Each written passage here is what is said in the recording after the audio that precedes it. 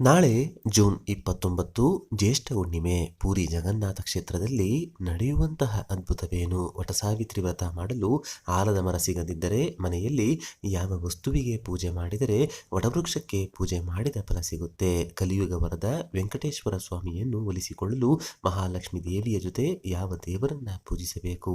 ಕಷ್ಟಗಳು ಕಳೆದು ವರ್ಷ ಪೂರ್ತಿ ಕುಟುಂಬದ ಏಳಿಗೆಯಾಗಲು ಯಾವ ಮಂತ್ರವನ್ನ ಪಠಿಸಬೇಕೆಂದು ಇವತ್ತಿನ ಈ ವಿಡಿಯೋದಲ್ಲಿ ಸಂಪೂರ್ಣವಾಗಿ ತಿಳಿಸಿಕೊಡ್ತೀವಿ. ಬನ್ನಿ. ಜ್ಯೇಷ್ಠ ಮಾಸದಲ್ಲಿ ಬರುವ ಪೌರ್ಣಮಿ ತಿಥಿಯು ತುಂಬಾ ಶಕ್ತಿಶಾಲಿಯಾದದ್ದು. ಇದನ್ನು ಮಹಾಜ್ಯೇಷ್ಠ ಎಂಬ ಹೆಸರಿನಿಂದಲೂ ಕರೆಯಲಾಗುತ್ತದೆ. ಕಳೆದ ವಿಡಿಯೋದಲ್ಲಿ ಆಲದ ಮರದ ಕೆಳಗೆ ಹೇಗೆ ವಟಸಾವಿತ್ರಿ ವ್ರತವನ್ನ ಆಚರಿಸಬೇಕೆಂದು ತಿಳಿಸಿಕೊಟ್ಟಿದ್ದೇವೆ. ಆದರೆ ಮನೆಯ ಬಳಿ ಆಲದ ಮರ ಇಲ್ಲವೆಂದರೆ, ಬೆಂಗಳೂರಿನಂತಹ ಸಿಟಿಯಲ್ಲಿ ವಾಸವಿದ್ದರೆ ಏನ್ ಮಾಡಬೇಕು? ಮನೆಯಲ್ಲಿ ಪೂಜಾ ಕೋಣೆಯಲ್ಲಿ ಒಂದು ಮಣೆಯ ಮೇಲೆ ವಿಳೆದೆಲೆಯನ್ನ ಇಟ್ಟು ಅದರ ಮೇಲೆ ಚಿಕ್ಕ ಅರಿಶಿಣದ ಮುದ್ದೆಯನ್ನ ಮಾಡಿ ಗಂಧ ಕುಂಕುಮದ ಬೊಟ್ಟನ್ನಿಟ್ಟು ನೀವು ಮಾಡಿದ ಅರಿಶಿಣದ ಮುದ್ದೆಯನ್ನೇ ಆಲದ ಮರದ ಸ್ವರೂಪವಾಗಿ ಭಾವಿಸಿ ಪೂಜೆ ಮಾಡಿಕೊಳ್ಳಬಹುದು. ವಟಸಾವಿತ್ರಿ ವ್ರತದ ಪುಸ್ತಕ ಇಟ್ಟು ಪೂಜೆ ಮಾಡಬಹುದು.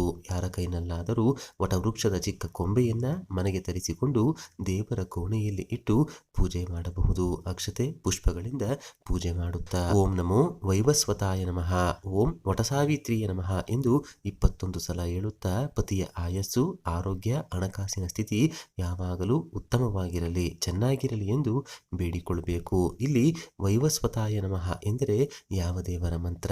ವಿವಸ್ವತ್ ಎಂದರೆ ಸೂರ್ಯ ದೇವರು, ಸೂರ್ಯನ ಕುಮಾರ ಯಮಧರ್ಮರಾಜ. ಯಮನನ್ನು ನೆನೆಯುವಂತಹ ಮಂತ್ರವೇ ವೈವಸ್ವತಾಯ.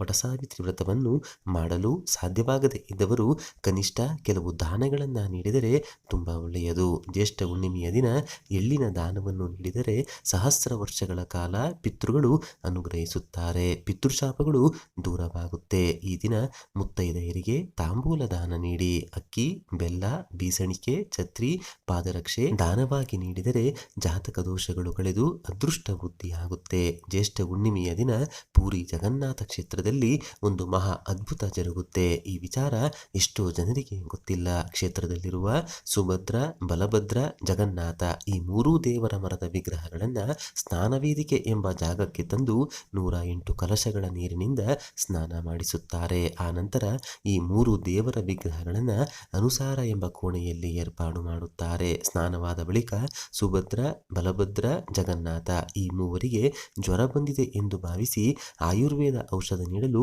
ಆರಂಭಿಸುತ್ತಾರೆ. ಆದ್ದರಿಂದ 15 ದಿನಗಳ ಕಾಲ ಪುರಿ ಜಗನ್ನಾಥ ದೇಗುಲದಲ್ಲಿ ದೇವರ ನಿಜರೂಪದ ದರ್ಶನ ಇರೋದಿಲ್ಲ. ಹೀಗೆ 15 ದಿನಗಳು ಕಳೆದ ನಂತರ ನವಯೌವನ ದರ್ಶನ ಎಂಬ ಹೆಸರಿನಲ್ಲಿ ಮತ್ತೆ ಸುಭದ್ರ, ಬಲಭದ್ರ, ಜಗನ್ನಾಥ ಈ ಮೂವರನ್ನ ಕೂಡ ನಿಜರೂಪದಲ್ಲಿ ದರ್ಶನ ಪಡೆಯಬಹುದು. ಈ ಕ್ರಿಯೆಯನ್ನು ಪೂರಿ ಜಗನ್ನಾಥ ಸ್ನಾನೋತ್ಸವ, ನೇತ್ರೋತ್ಸವ ಎಂದು ಕರೆಯಲಾಗುತ್ತೆ. ಈ ಸಮಯದಲ್ಲಿ ನಾವು ಜ್ಯೇಷ್ಠ ಹುಣ್ಣಿಮೆಯ ದಿನ ಏನ್ ಮಾಡಬೇಕು?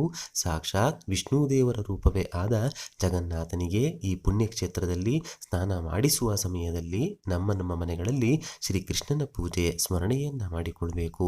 ಹಾಲು, ಮೊಸರು, ಬೆಣ್ಣೆ, ತುಪ್ಪ, ಅವಲಕ್ಕಿ, ಬೆಲ್ಲ ಇಷ್ಟರಲ್ಲಿ ಒಂದನ್ನಾದರೂ ವಿಷ್ಣು ದೇವರು ಅಂದರೆ ಶ್ರೀಕೃಷ್ಣನಿಗೆ ನೈವೇದ್ಯವಾಗಿಟ್ಟು ನಮಸ್ಕಾರ ಮಾಡಿಕೊಳ್ಬೇಕು. ಆಗ ನೀವು ಕೇಳುವುದೇ ಬೇಡ, ನಿಮ್ಮ ಎಂಥದ್ದೇ ಕಠಿಣ ಕೋರಿಕೆ ಇದ್ದರೂ ನೆರವೇರುತ್ತೆ, ಬಡತನ ದೂರವಾಗುತ್ತೆ, ಆಯಸ್ಸು, ಆರೋಗ್ಯ ವೃದ್ಧಿಯಾಗುತ್ತೆ. ಮನೆಗೆ ಸಮೀಪದಲ್ಲಿ ಕೃಷ್ಣ ಮಂದಿರ ಇದ್ದರೆ ತುಳಸಿ ಮಾಲೆಯನ್ನ ನಿಮ್ಮ ಕೈನಿಂದ ಅರ್ಪಿಸಿ. ಮನೆಯಲ್ಲಿ ಶ್ರೀಕೃಷ್ಣನ ಮುಂದೆ ನವಿಲುಗುರಿ ಇಟ್ಟು ಪೂಜಿಸಿ. ಮಕ್ಕಳಿಗೆ ಕೃಷ್ಣನ ಕಥೆಗಳನ್ನ ಹೇಳಿಕೊಡಿ. ಕೃಷ್ಣನ ದೇಗುಲದಲ್ಲಿ ದೀಪಾರಾಧನೆ ಮಾಡುವುದು, ಪ್ರದಕ್ಷಿಣೆ ಮಾಡುವುದು ಮಾಡಿ ಮನಸ್ಸಿನಲ್ಲಿ ಓಂ ಶ್ರೀ ಪೂರಿ ಜಗನ್ನಾಥ ಸ್ವಾಮಿಯೇ ನಮಃ ಎಂಬ ಮಂತ್ರವನ್ನು ಹೇಳಿಕೊಂಡು ಮನೆಯಲ್ಲಿ ವಿಷ್ಣು ದೇವರ ಪೂಜೆಯನ್ನ ಮಾಡಿಕೊಳ್ಳಿ.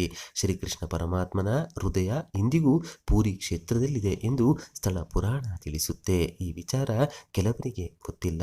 ಜ್ಯೇಷ್ಠ ಹುಣ್ಣಿಮೆಯ ದಿನ ಭೂಮಿ ತಾಯಿಗೆ ನಮಸ್ಕಾರ ಮಾಡುವ ದಿನ. ನಮ್ಮನ್ನು ತಾಯಿಯಂತೆ ಸಲಹಿ ನಮ್ಮನ್ನೆಲ್ಲ ಹೊತ್ತುಕೊಂಡು ಭೂಮಿಯಿಂದಲೇ ಮಳೆ, ಬೆಳೆ, ಐಶ್ವರ್ಯವನ್ನ ನೀಡುವ ತಾಯಿ ಸಾಕ್ಷಾತ್ ವೆಂಕಟೇಶ್ವರ ಸ್ವಾಮಿಯ ಪತ್ನಿ. ನಾವು ವೆಂಕಟೇಶ್ವರ ಸ್ವಾಮಿಯ ಜೊತೆ ಮಹಾಲಕ್ಷ್ಮಿ ದೇವಿಯನ್ನು ನೆನೆದರೆ ಸಾಲದು, ಜೊತೆಗೆ ಭೂದೇವಿಯನ್ನ ಕೂಡ ಪೂಜಿಸಬೇಕು. ಶ್ರೀದೇವಿ ಭೂದೇವಿಯ ಸಮೇತ ವೆಂಕಟೇಶ್ವರ ಸ್ವಾಮಿಯು ಭೂಲೋಕದಲ್ಲಿ ನೆಲೆಸಿದ್ದಾನೆ. ಭೂಮಿ ದೇವಿಗೆ ಗೌರವ ಸಲ್ಲಿಸಲು ಈ ದಿನ ಪ್ರತಿ ಮನೆಯಲ್ಲೂ ಭೂಸೂಕ್ತ ಪಾರಾಯಣ ಮಾಡಿ. ನಿಮ್ಮ ಮೊಬೈಲ್ನಲ್ಲಿ ಯೂಟ್ಯೂಬ್ನಲ್ಲಾಗಿರ್ಬೋದು, ಗೂಗಲ್ನಲ್ಲಾಗಿರ್ಬೋದು ಭೂಸೂಕ್ತ ಪಾರಾಯಣ ಅಂತ ಸರ್ಚ್ ಮಾಡಿ ಭೂಸೂಕ್ತವನ್ನು ಕೇಳುತ್ತಾ ಈ ದಿನವನ್ನು ಕಳೆಯಿರಿ. ದೇವರ ರೂಪದಲ್ಲಿರುವ ಪ್ರಕೃತಿ ಮಾತೆಗೆ ನಮಸ್ಕರಿಸಿ ರೈತರಿಗೆ ಒಳ್ಳೆಯದಾಗಲಿ ಎಂದು ಬೇಡಿಕೊಳ್ಳಿ. ಜ್ಯೇಷ್ಠ ಹುಣ್ಣಿಮೆಯ ದಿನ ಗೋಮಾತೆಗೆ ನಿಮ್ಮ ಕೈನಿಂದ ಸೊಪ್ಪು ತರಕಾರಿ ಹಣ್ಣುಗಳನ್ನು ತಿನ್ನಿಸಿ. ಮನೆಗೆ ಸಮೀಪವಾಗಿ ಎಲ್ಲಾದರೂ ಎತ್ತುಗಳು ಸಿಕ್ಕರೆ ಎತ್ತುಗಳ ಪೂಜೆಯನ್ನ ಮಾಡಿಕೊಳ್ಳಿ. ಗೋಮಾತೆಗೆ ಪ್ರದಕ್ಷಿಣೆ ಮಾಡಿ